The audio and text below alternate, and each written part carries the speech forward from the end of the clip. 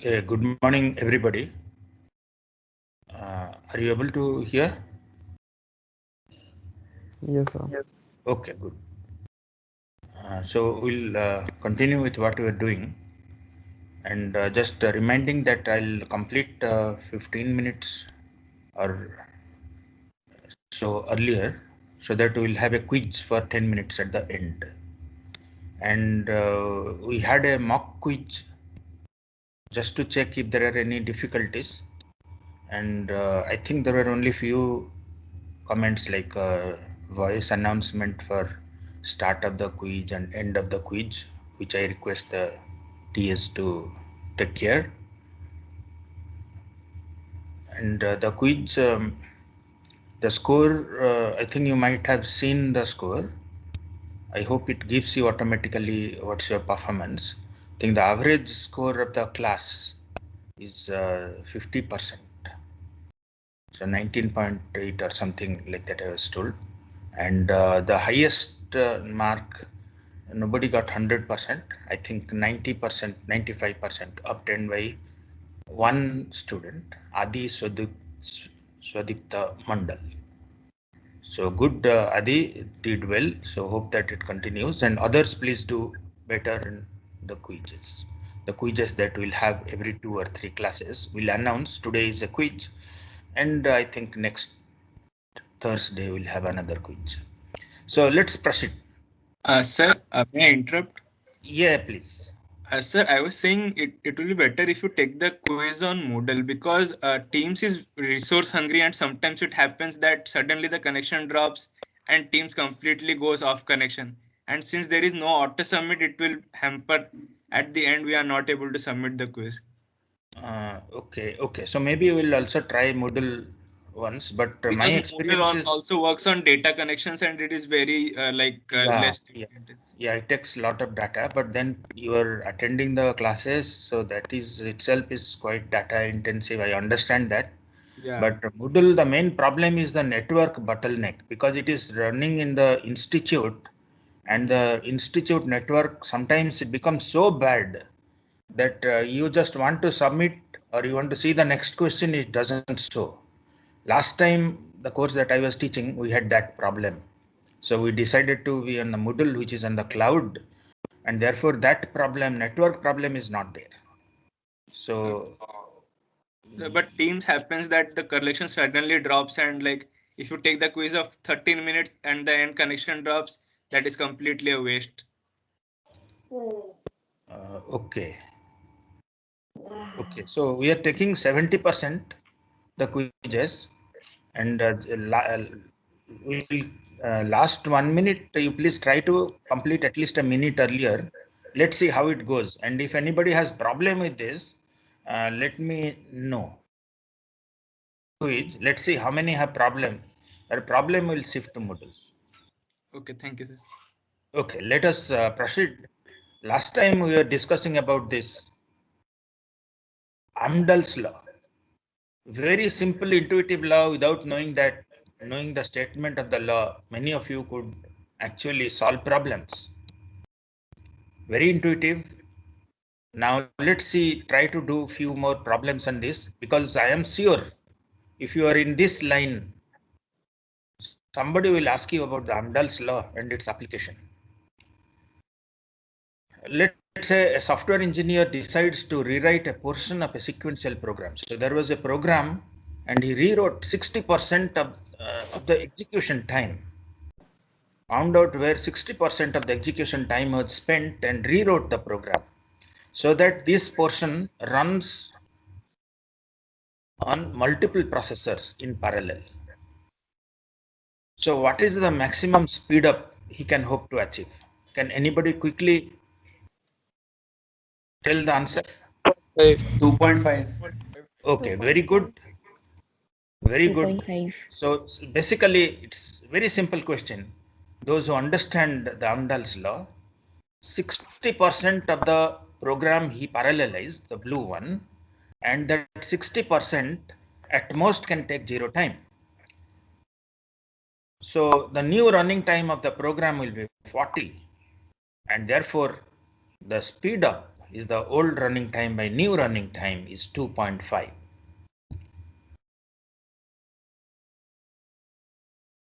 Now let's look at performance measurements, because after you have designed a computer, one of the main thing, or you want to buy a computer, you want to know the performance of different computers so that you can make a choice.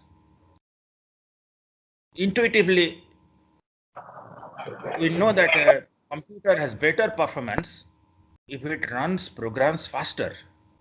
That we intuitively all of us know. Now, based on that, let's say that you are working in a company.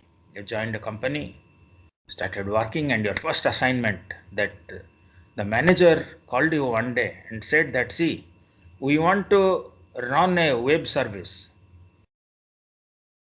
and can you choose a computer? Our budget is some X rupees, some 5 lakh rupees, and you have to choose a web server, a computer that will give the fastest performance. So what will you do? You can get the quotes from various vendors. They will quote in terms of what is the processor being used, what is the network card, how much memory, hard disk, and so on. So can anybody answer that? What will you do? Manager has asked you to choose a computer. Anybody would like to answer this question?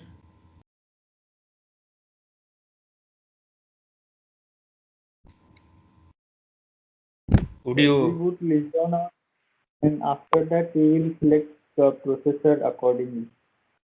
Sorry, can you please repeat? Govardhan, right?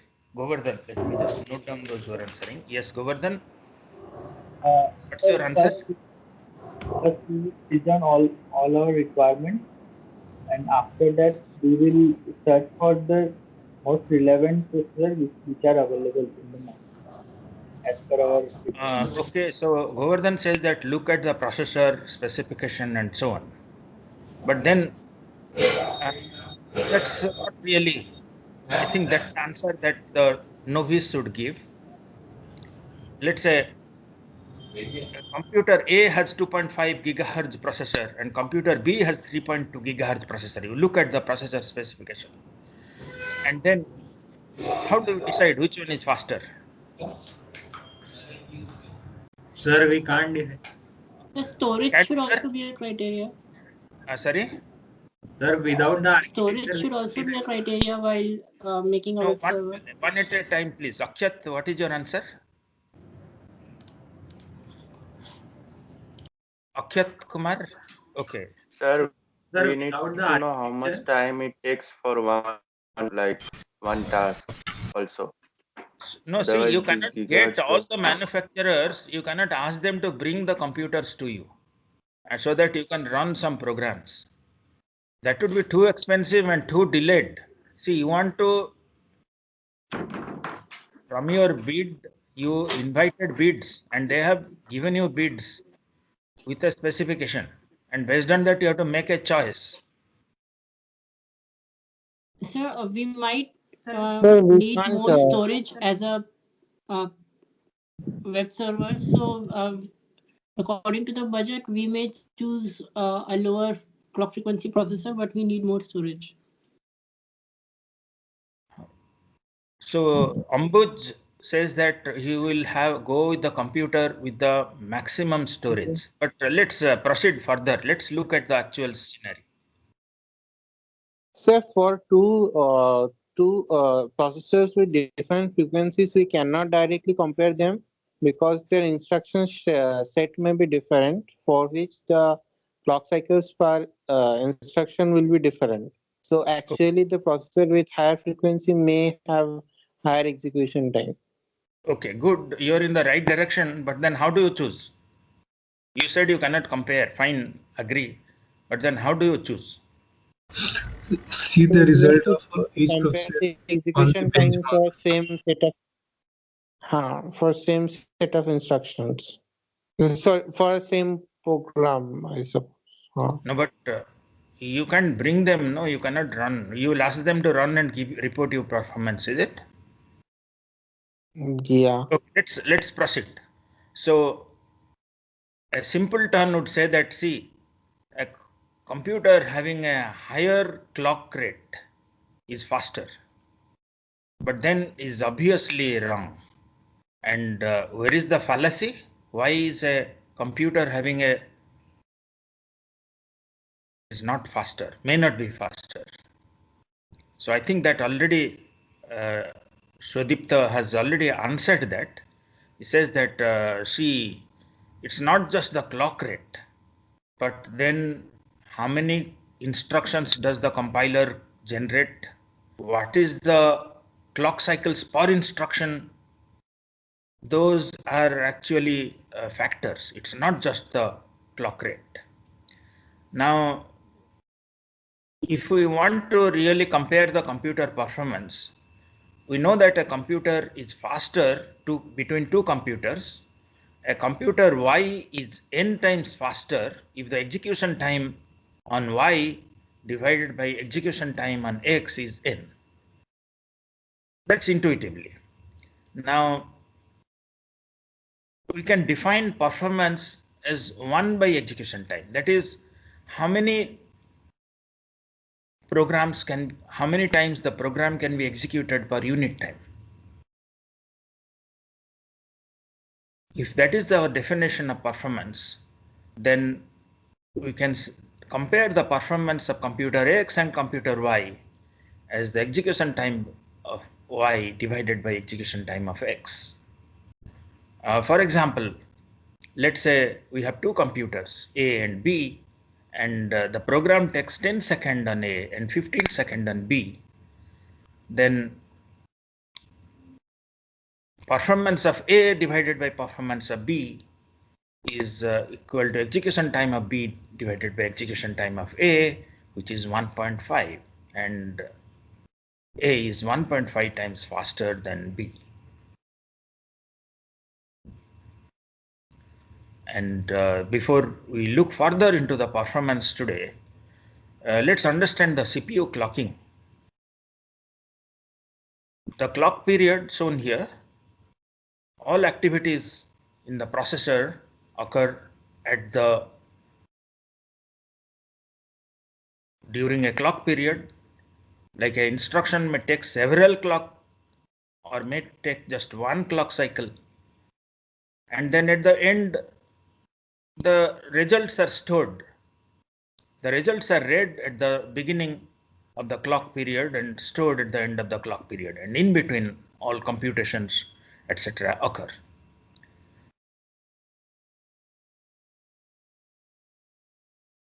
Picosecond, that's the clock cycle, which is equal to 0.25 nanosecond. Then the clock frequency is 4 gigahertz. Just a small arithmetic here. That a clock cycle of 250 picosecond is equal.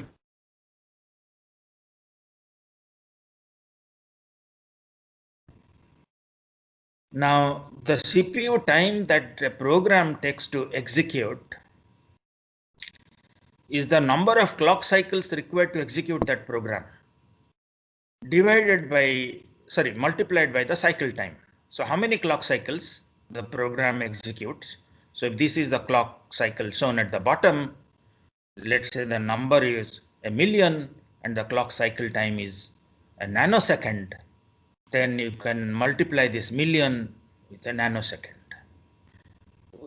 And we know that clock cycle time is 1 by clock rate. So we can also write CPU clock cycle divided by clock rate, and normally processor specified by clock rate, which is gigahertz.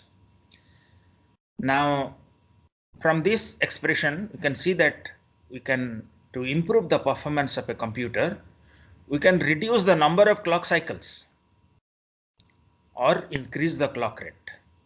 But then for higher performance, we will see that the hardware designers, they do a compromise. Because if they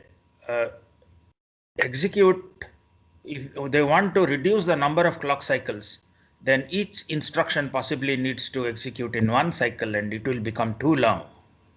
And if they increase the clock rate, an instruction will not complete in one cycle, it may take multiple cycles. So there is a compromise here. And they do both reduce the number of clock cycles and increase the clock rate. Now let's do a small exercise here. Simple exercises. Basically, if you understand, it's just arithmetic. And if you don't understand performance, etc., then it becomes difficult. Now let's look at computer A, which uses a 2 gigahertz clock, and to execute a certain program takes 10 seconds. And computer B completes the same program execution in 6 seconds, but has a faster clock. So it's more than 2 gigahertz, but uses 1.2 times the clock cycles. So takes more clock cycles to complete. Now, what is the clock rate of B? So that's the question. So as a faster clock, but it has takes more clock cycles naturally. When you increase the clock frequency, it may take more cycles. So how do we go about? Sir, we Again, can calculate the clock sorry? rate of B. Sir, we can calculate the clock rate of clock cycles of B and then input it into the formula and get the clock rate Correct. of B. Correct. So we first calculate the clock rate of B. That's what is asked actually. So based and for that we are given that 1.2 into clock cycles of A. That's what we have been given, and 6 second is the CPU time for B. And if we do a small substitution here, the clock cycle of A is obtained as 20 into 10 to the power 9. And therefore, if we substitute that here back in clock cycles A, we get 4 gigahertz as the clock rate of B. So please try this at your leisure.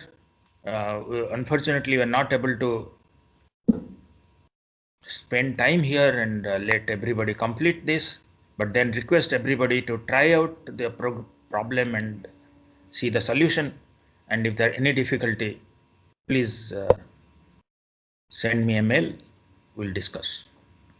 Now let's look at the instruction count and the CPI. The instruction count is how many instructions are generated by the compiler. These are assembly instructions. And what is the number of clock cycles per instruction? Of course, depending on the instruction, the clock cycle may be different.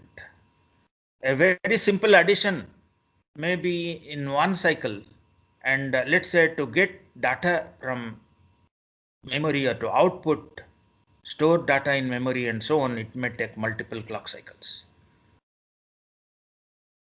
Or do a floating point computation. Floating point division is the most expensive arithmetic operation, and a floating point division may take 50 cycles. And a simple arithmetic integer addition may take just one cycle. So the number of cycles per instruction may vary, but then the CPI that we are writing here, cycle per instruction, is the average. The number of instructions generated by the compiler, that's the instruction count, into the CPI, it gives how many clock cycles it will take. And then the CPU time, based on this, we can just have this number of clock cycles into the clock cycle time, which is 1 by clock rate.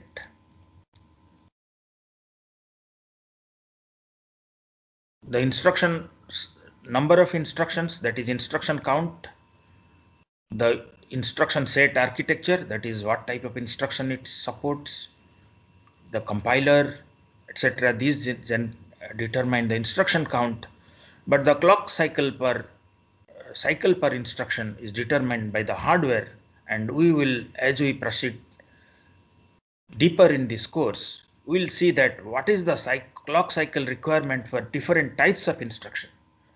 We'll discuss these different types of instruction and see how they are implemented in hardware, what goes in, why is floating point division so expensive and integer addition is more efficient, it takes less time. Now, since these take different number of clock cycles, we compute the average CPI. Now let's do another exercise, simple exercise. Again, we have a computer A whose cycle time is 250 picosecond. It uses a 4 gigahertz clock and the CPI is 2. That's the average CPI. Computer B uses a slower clock, the cycle time of 500 picosecond or 2 gigahertz, and the CPI is 1.2. They have the same instruction set architecture. So the compiler is the same also. Let's assume that. So the number of instructions generated is the same for both. Now which will work faster and by how much? Again, simple arithmetic. A by 20%. 20% A. Okay, good. A by Very, 20%. very fast and very good. Those who did not get that, here is the answer. That just multiply the number of instructions into the cycle per instruction into the clock cycle time. For A, it is I into 500 picosecond, and for B, it is I into 600 picosecond. And therefore, if we compare the execution time, B by A is 1.2, which is 20%.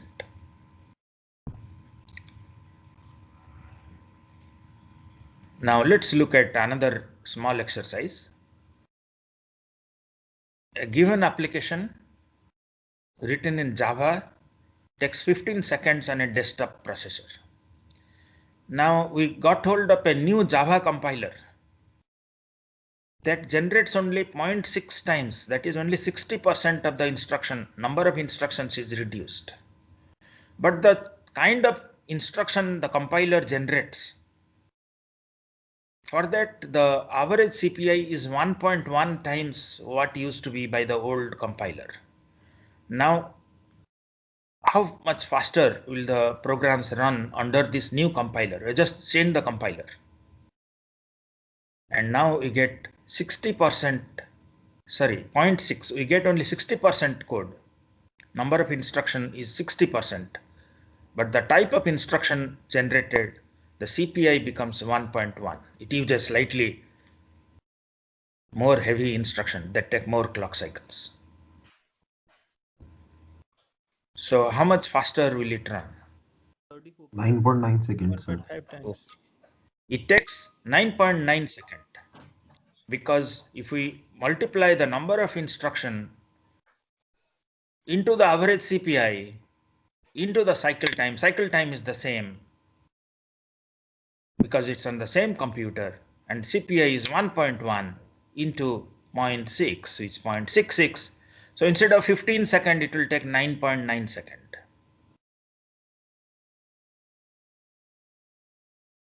Now it is clear that, and many of you had already guessed that clock cycle time is only one factor in the execution time.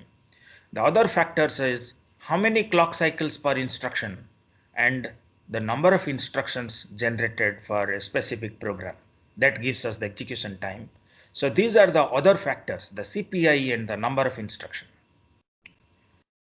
And based on this, we can pretty well guess that a processor with higher clock rate, we may find that it is giving lower performance. We chose the computer based on higher clock rate or less clock cycle time, but then we are surprised that it gives lower performance. The computer runs slowly on that. Now there is another exercise here, that we have a machine A and another machine B, and same program X is run on this. One has a lower clock cycle time, 10 nanosecond cycle time, and the other takes 30 nanosecond. But the CPI is 2 here. Average CPI for machine A is 2 and average CPI for machine B is 0.5.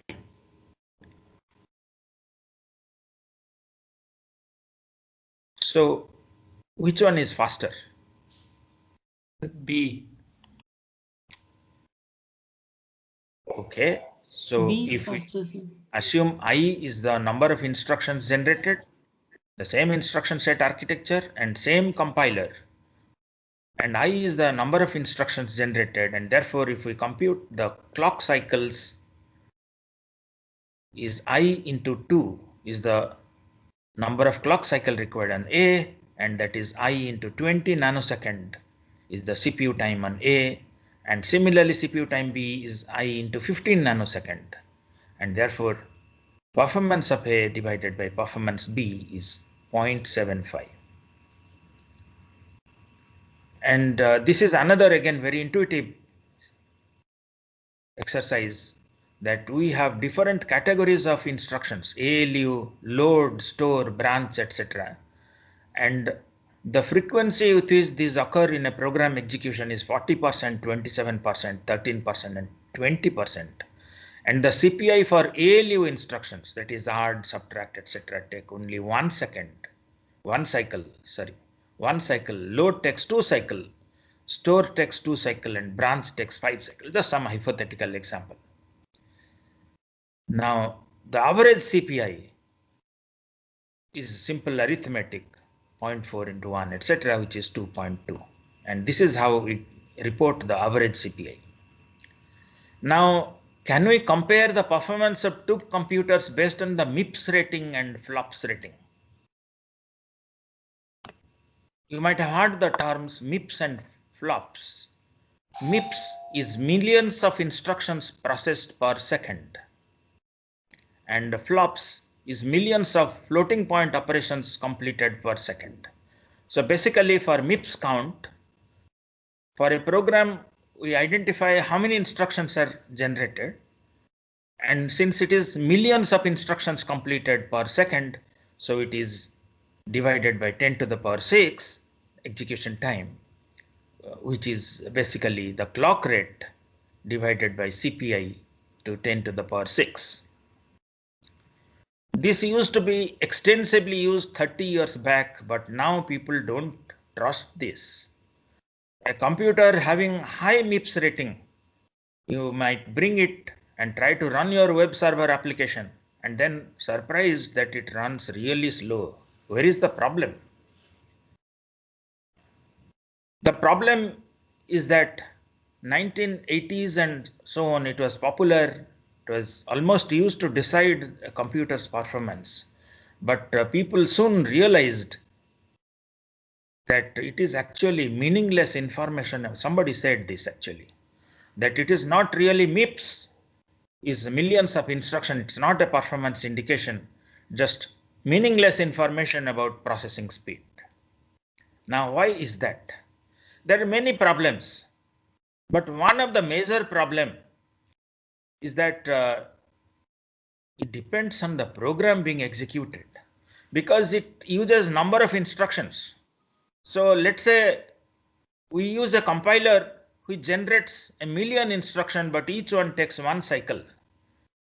And there is another compiler which takes the same program and generates 500,000 instructions, but the choice of instruction is such that it takes longer. Not only the compiler, but also the program. Because if we compare the MIPS rating, obviously the question is that how did you compute the MIPS rating? Which program did you use? Somebody may just take a simple arithmetic program with simple arithmetic computations and say that, see, the MIPS rating is very high. And another one may do a complex floating point and so on operation, memory operations, and he will end up with a slower MIPS rating. even though his computer is actually faster. And that's how the vendors used to cheat the customers earlier. They report a excessively high MIPS rating. And how did they compute that? They computed with some programs they chose where the instruction set required was very simple. And that's why the MIPS rating is a very unreliable measure of performance. Okay, once in a while, we just have a small digression. And this Dilbert is my favorite. Just look at this. So this is the manager here. And this is the Dilbert is the engineer. And the engineer says, our new chip is slower than our competitor's product. The manager says, then we'll claim we are the fastest. If anyone does a benchmark test, we'll say that they used old drivers. Dilbert says, whenever I talk to you, I feel like I should be wearing a wear. Manager says, since when is marketing a crime? So as if all people to do the marketing, they just do all these gimmicks like you used old drivers and so on. Okay, now let's do one more exercise. A computer A100 executes a benchmark program. Because see, if you leave it to the vendors, the computer vendors to report their MIPS rating, they will use a program of their choice and they may get excessively high MIPS rating, but actually the performance may be slow. So you might ask them to run some specific program, and that's a benchmark program, that everybody runs the same program. Now let's look at this exercise in that light, that a computer A100 executes a certain benchmark program and observed the CPI is 2. Another computer has the same instruction set but has an enhanced compiler. The compiler generates 20% less instructions, and also A101 achieved a CPI of 0.5 at 800 megahertz. Now, for the same MIPS rating to be reported, what should be the clock rate of computer A100? Again, if we understand it's simple arithmetic, the data is given here. A100 executes a program and the observed CPI, average CPI for that is 2. And another computer uses the same instruction set architecture, generates 20% less instruction and a CPI of 0.5, and it runs at 800 megahertz. And for both of them to report the same performance, what should be the clock rate of A100? Now let's assume that I is the clock rate, I is the number of instructions of A100, and A101 generates 80%, which is 0.8i, and the execution time on A101 is 0.8 into I into cycle per instruction and clock cycle time for A101. And if we simplify, we get the MIPS rating for A101 as 1600. Now we use that data now.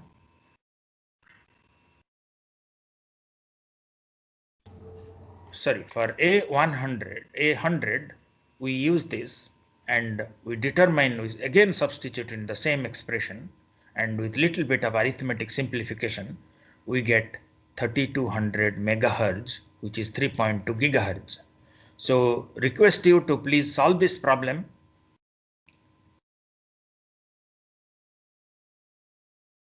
On your own, then look at the solution.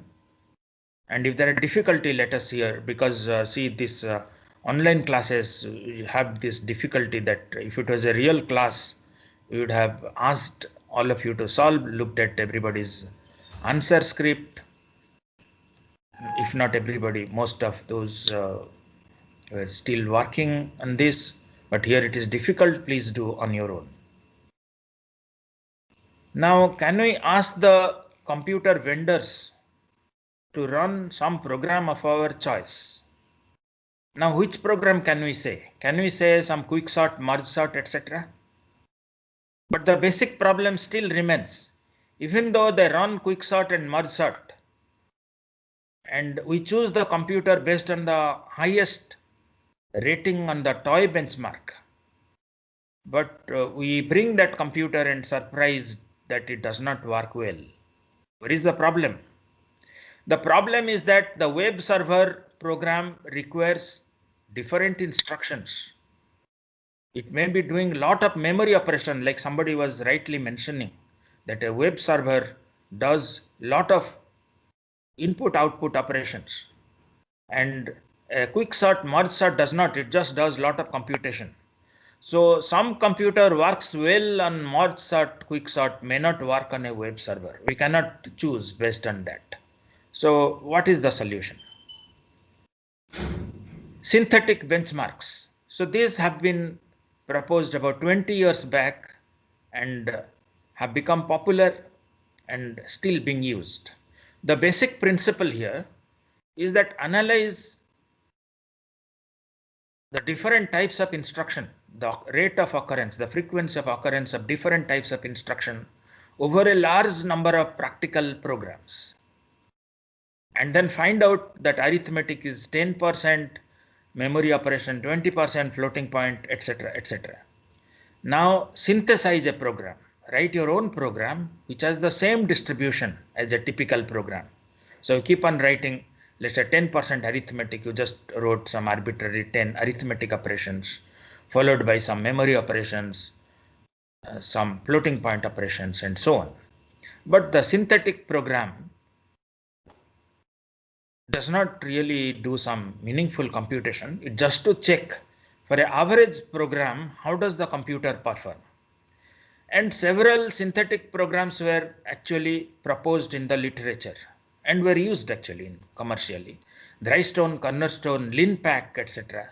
Some of the older synthetic benchmark, but it was found that all of these had a problem. And recently is the SPEC benchmark, which is being used. Now let's look at the problem with Drystone. Drystone is a sort program, largely integer programs, and based on some article published in Communications of ACM, this was Drystone benchmark was proposed. But then the main problem with this that the program size was very small, some 100 lines, and then the code is 1.5 kilobytes, and therefore the memory system outside the cache is not tested. It's a small program, resides entirely in the memory. So even though there are memory operations, these actually happen in the cache. So the compilers can easily optimize the Drystone code. That's another problem. It's a small program and they can easily optimize. There are two main problems. One is that the memory system is not tested, and also it can be easily optimized. So Drystone was used for some time, but then the other ones were proposed. The LinPack, here it uses large matrix operations, like 100 into 100 matrix, 300 into 300, etc. But the main problem is that largely matrix computations, and those computers which are vectorizable. A vector computer is one which does the matrix computations very well. They have vector instruction. At a time, they can do addition like this on thousands of instructions parallelly. And for that, the LinPack will show very high performance. And nowadays, most of the computers use vector in their, like your desktop or laptop. They have vector computers inside. As we proceed, we'll just look at that. And also, most of these benchmarks, the compilers can be written to optimize and discard code And therefore, those who have written the compilers carefully, cleverly for only that benchmark, they will show excessively high performance. They can cheat the customers. And the solution was a benchmark suit. SPEC stands for Standard Performance Evaluation Corporation. You can find at www.spec.org. And here it is a suite of programs, many programs. You can't optimize against all programs because there are many of that used at the same time, and there are several generations of this. And now, if you look at the benchmark spec site, you will find spec view perf, spec JVM98 for Java virtual machine, spec JVB 2000 for the server side application, and Web 2005 for servers. So this is what we should have done. When the manager asked us to evaluate the performance, we should have asked the vendors to quote the performance of their computer on spec Web 2005. And based on that, we should have chosen the computer. So we are, and there are also other benchmarks which are popular. Other spec benchmarks like just the CPU performance, the graphics performance, mail servers, network file. Okay, so we'll just stop here because we have a quiz coming up. And are we ready with the quiz, Aditya? Jyoti? Are we ready with the quiz? Yes, sir, we are ready with the quiz. Okay, so please give a chat prompt as the quiz starts, and also give a voice prompt when the quiz starts and ends so that everybody can be aware. Now, we'll start the quiz in a couple of minutes.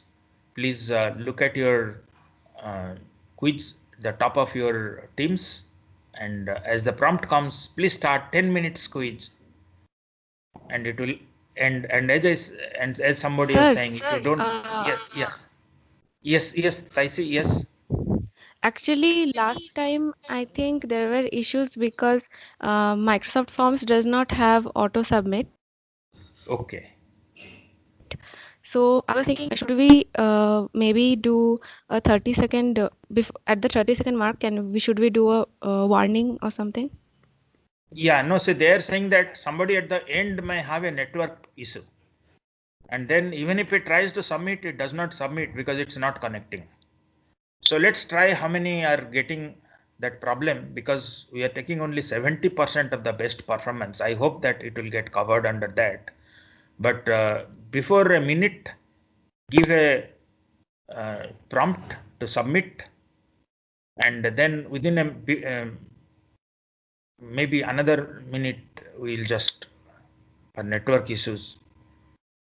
So maybe minute before, tell them that please submit, and they submit within 30 seconds. And don't, for the students, don't wait for the last second, because see, if you don't submit, it doesn't accept anything, it becomes 0. So please submit a minute before. And the questions have been aggressively set intentionally for every quiz, because we are afraid that if we give too much of time, then the answers may get passed around. And therefore the time is aggressively set, but don't wait to complete all. As soon as the prompt comes from the TS, please submit. Okay, best of luck. Let's get started with the quiz today. Okay, we'll stop here. Your quiz will start in a few seconds. I will let you know.